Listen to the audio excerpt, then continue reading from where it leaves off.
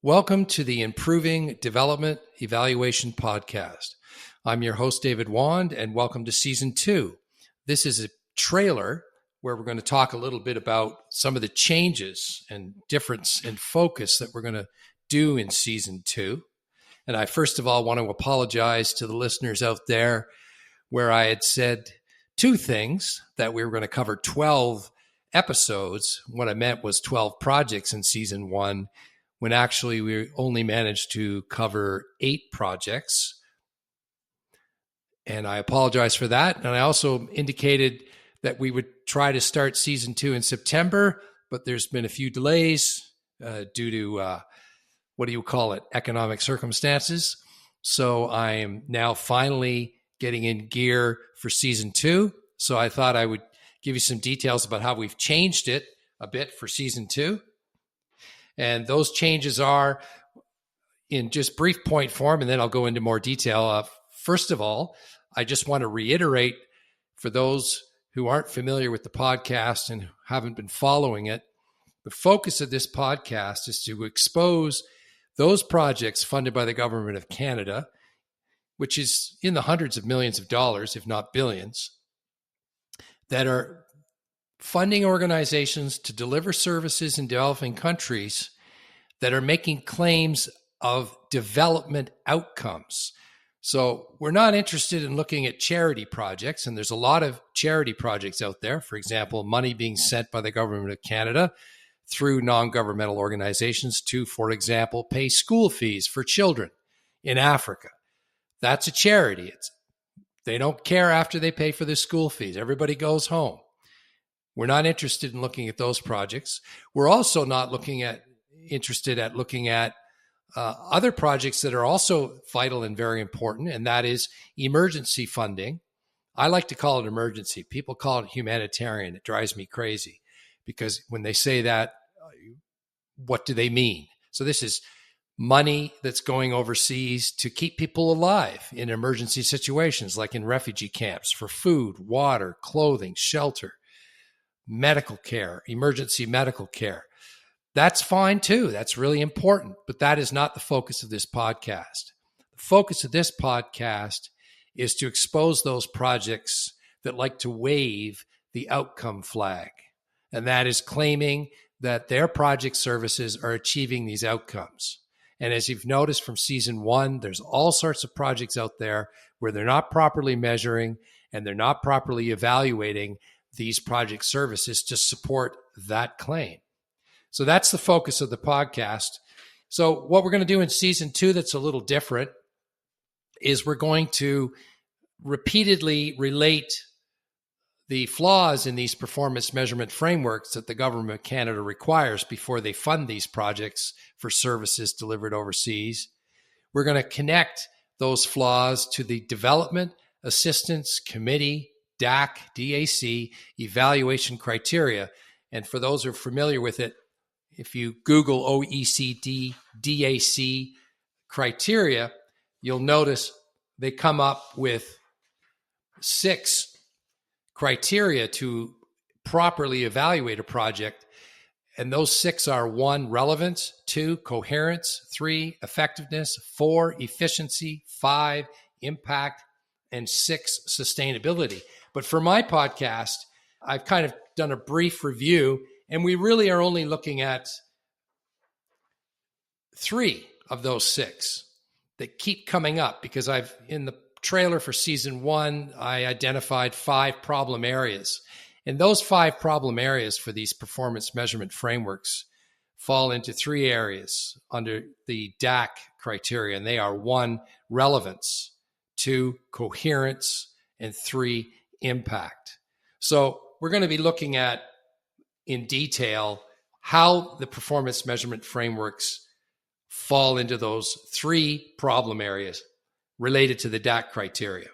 So I'm not going to go into the detail right now about that, but perhaps you'll get an idea of why they fall into those 3 areas, particularly impact, because that's the big one.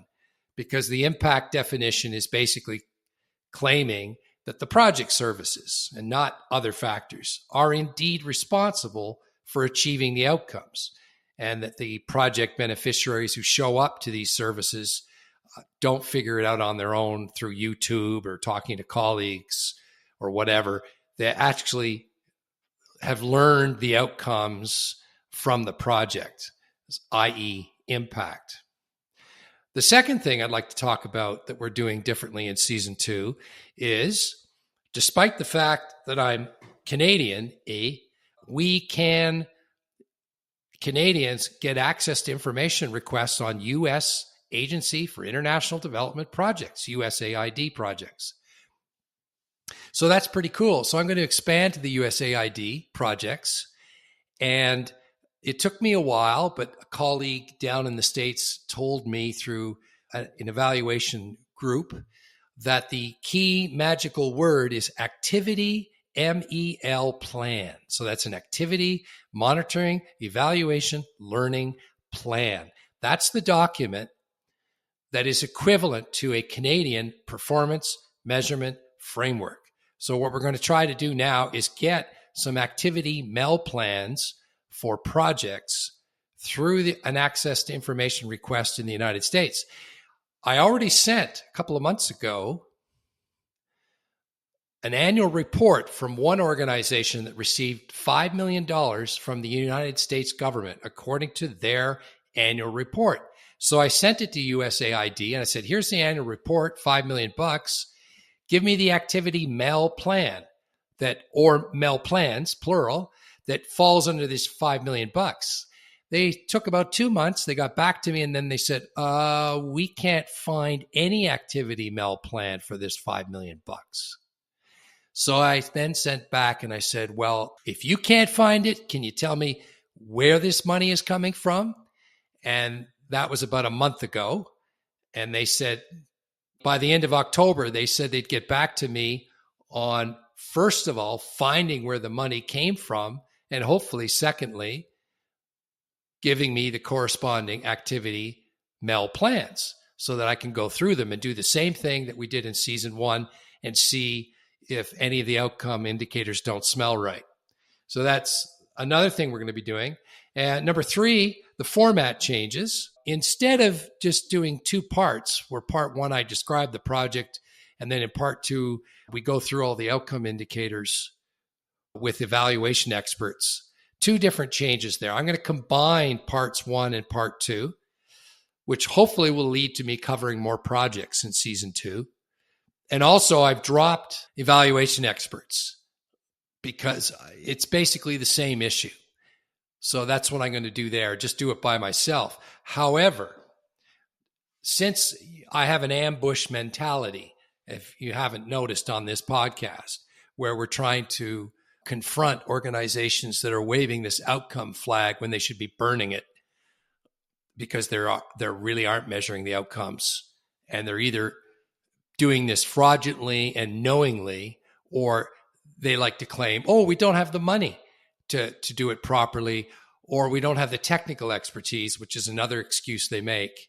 And I do want to point out that this is not some right-wing conservative podcast in the sense that we want to cancel aid. Yes, people on the right side of the spectrum want to reduce aid relative to the left side of the spectrum. But the left side of the spectrum should also be concerned, because if they want aid to continue and receive continued political support from people like me, because I'm on the left side, doesn't matter. We should all be concerned that our tax dollars are making a difference, i.e. impact. So it has to be properly measured and evaluated. It's not some right-wing concept saying that you want to have your programs that you pay for properly measured, properly monitored, and properly evaluated. Everybody should do that, because in the end, the irony is that if you don't show that the programs are being effective and having impact, the conservatives will use that as an excuse to scrap the program. So it's best that if you believe in it, that you support it by showing the evidence that the programs actually work. So that's important also. And finally, a few more points. what we'll do in relation to that is that I will continue to, if I find some organizations that have multiple projects and they're doing the same wrong things, where they're not properly measuring the outcomes using proper outcome indicators and proper evaluation design, then if I find that and I find it repeated going on through various projects for the same organization, then I may set up an ambush podcast where I invite them to respond to my critique. And I also will have evaluation experts on board that agree with me. So let's be honest about this. We are confronting these organizations who are making these claims when these claims are not being supported by the data that's coming in, let alone the performance measurement framework or the activity MEL plan, USAID, that they're using. So we'll still do that, but I'll be more selective in the organizations I select to invite to attend a part 2 of our podcast where they can respond to the critique that we do. I will, just like season 1, I will continue to offer to anyone, if they want, to email me at evaluatecanadaaid@gmail.com if they want any of the performance measurement frameworks from season 1, as well as my Excel summary of the outcome indicators and how each one of the outcome indicators are flawed. I'm happy to send those out. And I did receive a few emails, and I'm happy to continue to do that. And I will also continue, since there's clearly an activist advocacy intent from this podcast, which is to get these hundreds of millions of dollars of projects paid for by the Canadian taxpayer to start properly evaluating them, is I will continue to send my critique and the episodes to the Minister for International Development, as well as the shadow critics for the Conservative Party, the New Democratic Party, and the Green Party, because, like I said earlier, proper evaluation should not be an issue of the right or the left. It should be an issue for all Canadians to be concerned to make sure that their dollars overseas are making a difference. And finally, I wanted to invite another format change, is that there is a growing industry in the evaluation industry, especially in international development, for 3 types of experts that are being used to evaluate projects, which I'd like to learn more about, because I'm still having issues with how these 3 different evaluation techniques actually properly, validly measure the achievement of outcomes, and in particular, show that the project has impact. That is, in the absence of control groups or comparison groups or repeated measures, how does the project show that it is actually achieving impact, making a difference, rather than other factors? And those 3 areas of expertise are outcome harvesting, most significant change, and appreciative inquiry. So those are 3 evaluation techniques that have come up quite frequently on various platforms, claiming that they are proper ways of evaluating impact of a project, or at least showing relevance or coherence, which we'll talk about in more detail when we get to reviewing these performance measurement frameworks or the USAID activity MEL plans. So if there's anyone out there who has expertise and would be willing to come on my podcast, I'd be happy to interview you so you could explain to our listeners how outcome harvesting, most significant change, or appreciative inquiry actually evaluate these projects properly. So feel free to email me at evaluatecanadaaid@gmail.com, and we'll set up a time, because I would love to put that as a separate episode on the podcast. So thank you for your time, and thank you for listening. And soon we will begin introducing new projects from the Government of Canada and hopefully from USAID. Bye for now.